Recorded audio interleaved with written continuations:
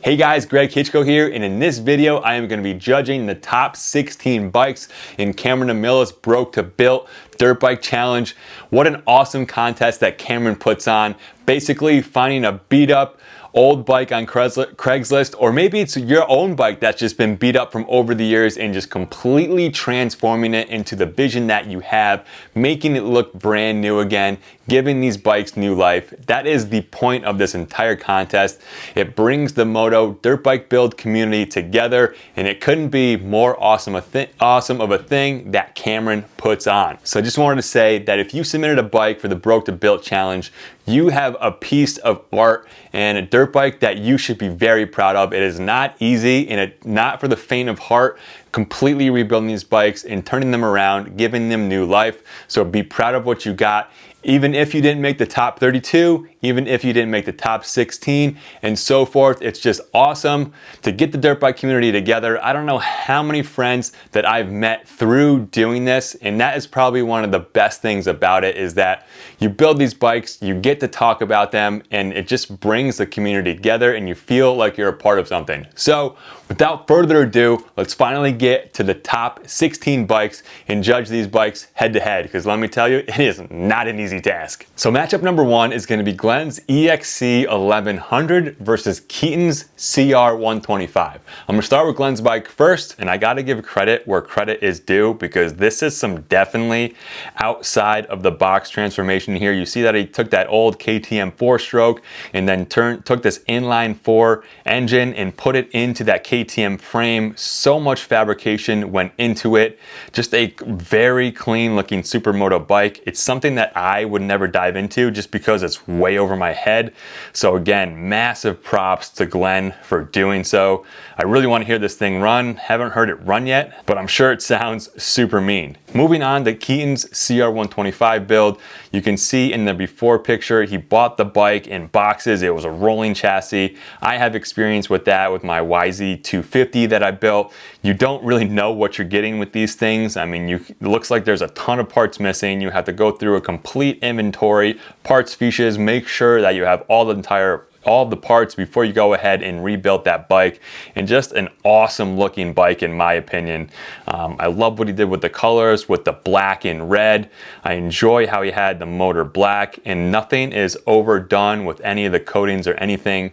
That TX kit looks really prime on the Honda CR 125s and the 250s. This is a tough one for me because I know Glenn did so much work on it, but the dirt bike kid in me is really drawing me to Keaton's CR 125. This is something that I'd love to have in the garage, whip a leg over and really ride. And I'm a big fan of the classic rebuild that he did on this bike, and that is why I am choosing Keaton's CR 125. All right guys, so next matchup we're looking at Kincaid's RM 125 versus Codys YZ250 build. I'm gonna start with Kincaid's RM 125 first. Cool story about this bike. He bought it from a 13-year-old kid for $1,000 who got way in over his head with completely rebuilding the bike, but I gotta give that 13-year-old credit because I was that same kid tearing down my bike, so I feel for him, but luckily Kincaid came to the rescue.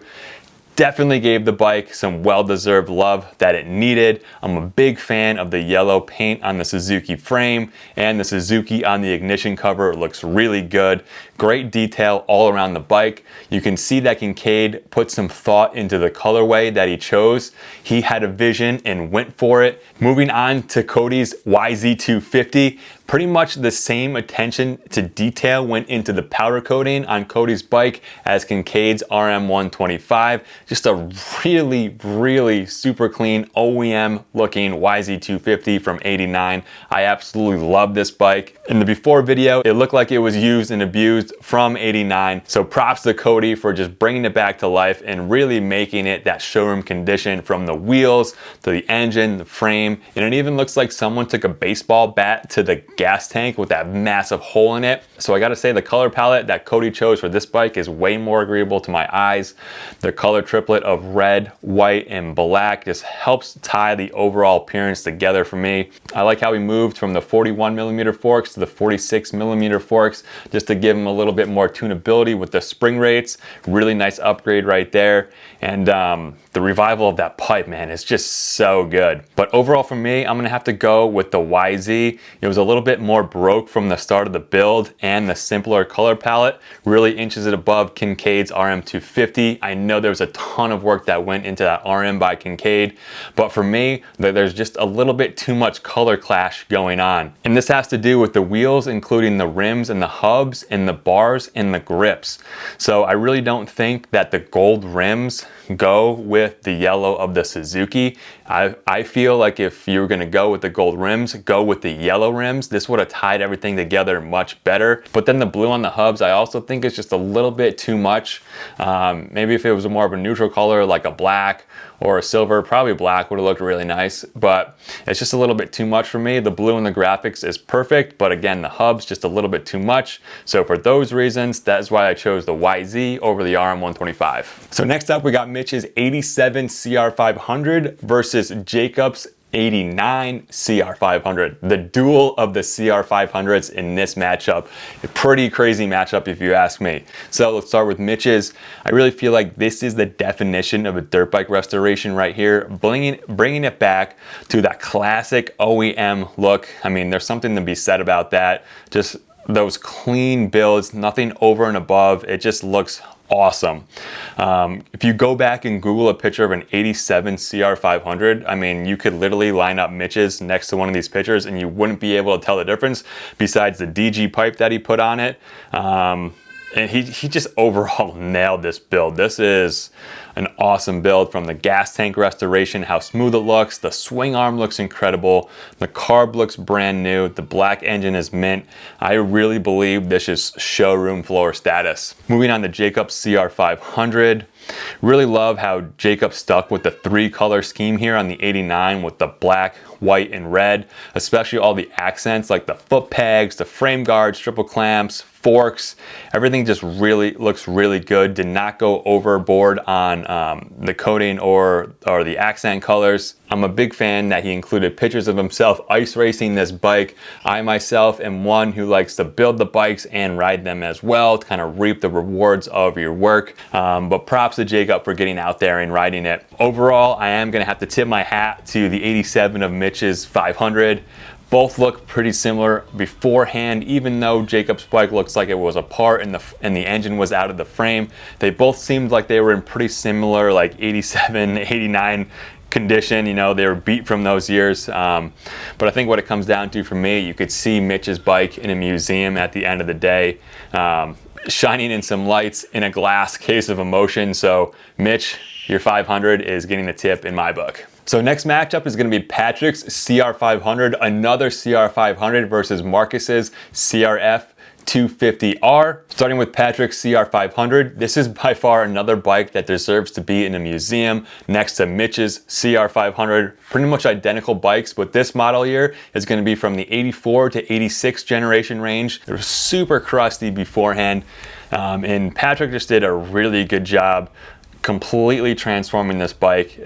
Definition of the Broketobuilt contest right here. Not sure how you guys are finding parts for these old bikes, but you can see how the tank was either restored or replaced. So either restoring it or replacing it was probably a big headache, because the tank beforehand was so faded, just came out so clean, red and smooth. It looks really good. And like I said, really believe that the 84 to 86 range on Patrick's, I'm not sure of the exact year, belongs in a museum next to Mitch's 87. Moving on to Marcus's CRF 250. The bike definitely needed some help. Looking at the before videos of it, I wish there was some more of the bike in the video other than just the rolling chassis, but from the video, you can see the airbox is all twisted in the back. When he pans to the front of the motor, there's a huge hole in the bottom end in the front of the cases, and the rusty cam chain just kind of takes the cake for me there. So this bike needed a lot of work. work. Really love the transformation on this bike. I feel like it was a great use of all the accent colors on the engine cases and the brake calipers. The black and red is also very tastefully done in my book, not overboard. I really think with the coatings, for me, there's like a level that you get if you do too much coatings, it just really pushes the bike over the edge for me, and it actually becomes distasteful at a certain point. Did a great job on cleaning the aluminum frame. So overall, it's really hard not to choose Patrick's CR500, but for those reasons that I just stated about Marcus's CRF 250, this is another one that I love to have in the stable in my garage. When I'm feeling a 250F, just break this out. It's an awesome looking bike, and really love to have this on the track. So that is why I'm choosing the CRF 250 over the CR500. Moving on to the next matchup, this is going to be Joel's KTM 250 SX versus Jimmy's 1989 KX 125. I'm going to start with Joel's KTM 250 first. It wasn't in as bad of a starting point as some of the other bikes in the contest, but man, what a transformation he did from that point. This is probably one of the best looking KTMs on the planet that I would have to say. The attention to detail was there.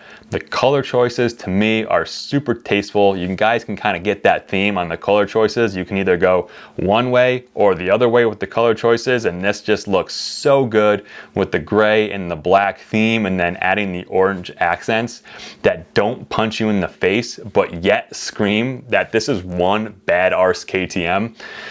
Pulling up the track, I think that it would be super cool. This is one that you would definitely take a double take looking at.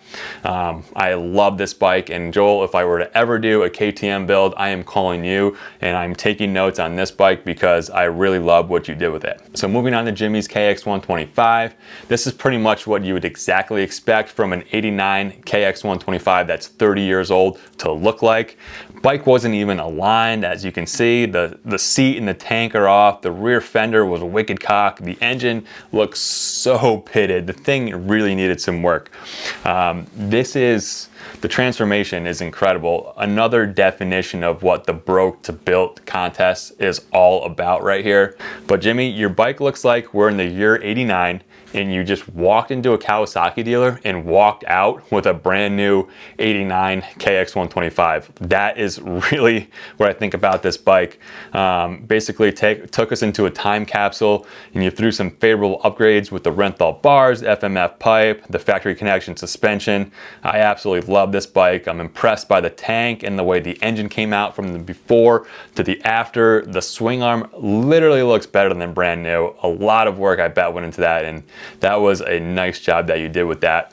If I was going to start a vintage dirt bike museum, I'm calling you, Jimmy, for your KX 125, and it's so hard not to pick Joel's 250 SX, but for those reasons on the KX, this is why I'm choosing Jimmy's KX 125 over Joel's KTM 250 SX. Next matchup is going to be Chuck's KX 250 versus Eric's CR 125. Let's start with Chuck's KX 250. So Chuck's bike might have won the award for the most roached out bike of the contest.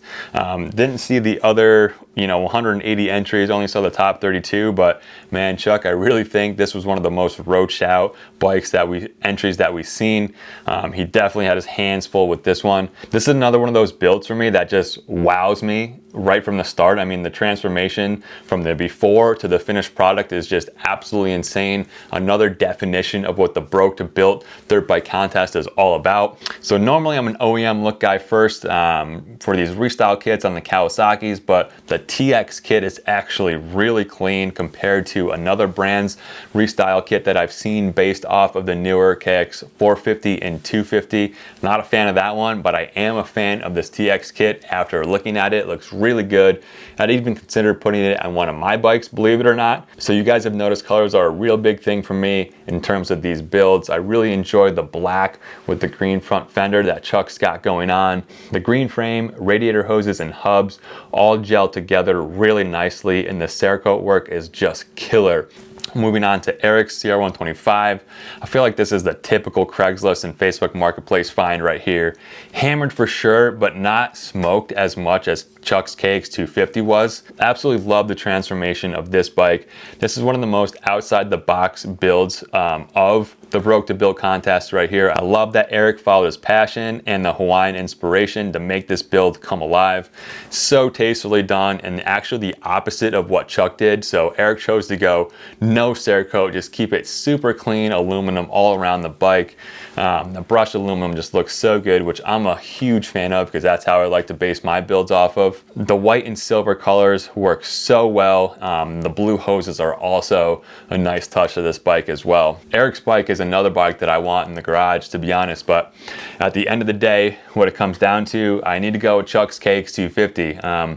I was just a little bit more wowed by the transformation that Chuck did compared to Eric. Chuck's bike was really hammered, and it kills me to make this decision because this is probably one of the hardest decisions that I made of this Sweet 16 matchup round. I really want to choose Eric's. I really wanted to choose Chuck's, but Chuck's bike, just based on how broke it was in the beginning, really won me over in the transformation department. Moving on to the next matchup, and this is probably the matchup that you've all been waiting for. Maximus YZ125 versus Dustin's CR125. And I'm just giggling because both of these bikes are probably, both of these bikes could win the competition very easily, I would say.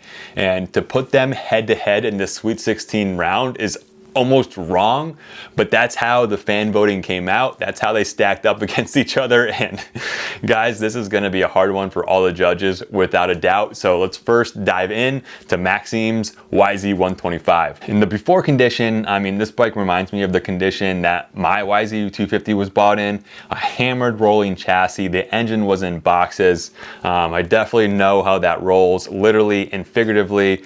But I've definitely seen bikes in worse condition at the start of this competition. Even though his bike was in boxes and a rolling chassis, didn't actually seem too bad to me, but don't get me wrong, it's very difficult to build a bike out of the box not knowing what you're getting most of the time. So props to everyone that found bikes in boxes and went out and did that. I had chills watching the after video. Maybe it was the song and had something to do with the defending champ coming out and just throwing Hail Marys, basically claiming that no one's better than him in this realm, I guess you could say. I'm not normally a completely coat everything type of bike guy, but there's something about this bike that Maxime just did that really impressed me. My mind is actually blown by it, to be honest. I think it has to do with the color choices again. Now, I'm normally not an all black bike type of guy, so if he went that route, it'd be much different. But the way he chose and went with the graphite gray on the motor, the brake calipers, and then the brake master cylinders, it was really tastefully done in my eyes. I also think the radiant color that he chose on the graphics is something I've never seen before and just really wowed me from the first time that I saw this bike. And because of those reasons, I like this YZ much better than the CRF that he won with last year that you can kind of see in the background. All the blue accents that he did, they don't quite match the same color blue, but they're just a little bit different blues and they mesh together really well and don't contrast with each other. So I really like the little blue, baby blue accents that he did for the YZ. Moving on to Dustin's CR125, I would say the before video, just another typical Craigslist CR125 right here. It definitely doesn't win the most broke bike before award. It looks rideable, but for sure neglected. So this bike was actually the first bike that my jaw hit the floor. I actually out loud said, wow, when I opened the after transformation video. Just a stellar build right here. Really blown away by the level of detail on this bike, just like Maxime's bike. Everything was touched. Both of these bikes, I feel like they match each other with the coatings. They both have cone pipes, carbon silencers. They both crushed it with the graphics. I love how Dustin on the CR125 has a mirror effect to his. But what it comes down to with these two bikes is just the littlest things and the things that wowed me over the other, and that's gonna be Dustin's CR125. Went with the upgraded brake rotors, the TI bolts and sprocket just add that much little of a wow factor to it. I know Maxime completely replaced all the bolts as well, and they look so good.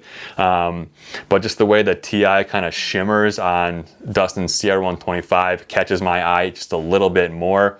Also the gold heat tape on the fuel line and the ignition wiring, just the littlest details between them. So that is why I'm going with Dustin's CR125 over the YZ125. There you have it, guys. All right, guys, so the last and final matchup of the Sweet 16 round is going to be Tyler's YZ250 versus Terry's KX65. I'm gonna start with Tyler's YZ250 first. I categorized the beforehand of this bike as your typical Craigslist find. It's not hammered like we saw with Chuck's KX250, but it was surely neglected and needed some new life breathed into it. Where the difference lies is the transformation in the after video. It comes in the level of the period specific detail that went into it. It literally looks like Jeremy McGrath's factory bike back from that era, from a bunch of the carbon parts to the TI subframe, the AMA decal on the frame, the EMIG clamps, the AFAM rear sprocket. This is the absolute definition of a replica bike, and it's insane to say the least. I've definitely taken plenty of notes from Tyler based off this build and just have some ideas for some of my builds going forward. One of the best replica builds that I have seen. So now moving on to Terry's KX65. This bike definitely wins second place for the most broke bike in the contest behind Chuck's KX250. As I watched the before video of the KX65, I actually got mad at the video for whoever owned the bike beforehand for that much mistreatment of just a dirt bike in general. The transformation, the amount of work that went into it is just out of this world. I really love the bike. I really love like the pro circuit kind of Des Nations look that he's got going, the Monster Kawasaki here. Terry, I'm actually going to call you and buy this bike off of you because I want my 3-month-old son Griffin to ride this when he gets old enough. He's only 3 months, but when he gets there, he's riding this bike for sure because I love it that much. Like I said, big fan of the America theme, and it really looks like it's pitted at the Des Nations out of the pro circuit Kawasaki trailer. That's how good this bike looks. The swing arm just beforehand was so badly beat up and it looks better than brand new now. I love how we turned that OEM pipe into a works looking pipe. Really, really sharp build, Terry. The only problem with this build is that it went up against Tyler's YZ250. Literally the only problem with it. And if it didn't go up against the YZ250, the Jeremy McGrath replica build of Tyler's YZ250, this bike would have moved on for sure. But like I said, describing Tyler's YZ, it's got to be one of the best looking replica bikes I've ever seen, and that's why I have to go with it. I don't know what Tyler did to it, but Maxima SC1 could not get it as crispy as Tyler made it look. It looks like he just lathered this thing in Crisco and just took pictures and videos of it because it is so shiny. So both of these bikes both of these builders, Tyler and Terry, did an incredible job. Terry, I'm sorry, but you just went up against Tyler's YZ250, and for those reasons, I got to go with the YZ250. So that's going to be a wrap, guys, on the 2022 Sweet 16 Broketobuilt contest by Cameron Niemela. Those are the 8 bikes advancing from the 16 that we just went over. I got to give you guys a ton of credit because it was incredibly hard to judge these, and I feel like I could talk about them all day, and to only spend a few minutes on each of these bikes was incredibly difficult to do. So massive props to you guys because you made my life hard, and I know for a fact that you made all of the other judges' lives super hard in choosing the bikes, and I'm excited to see where the rest of this contest goes in the, I don't know, what do you call it, the Elite 8, then the Final 4, and then the winner of the 2022 Broketobuilt contest. So stay tuned as the judges continue to dive into the analysis of the bikes, and let's see who ends up taking the top spot.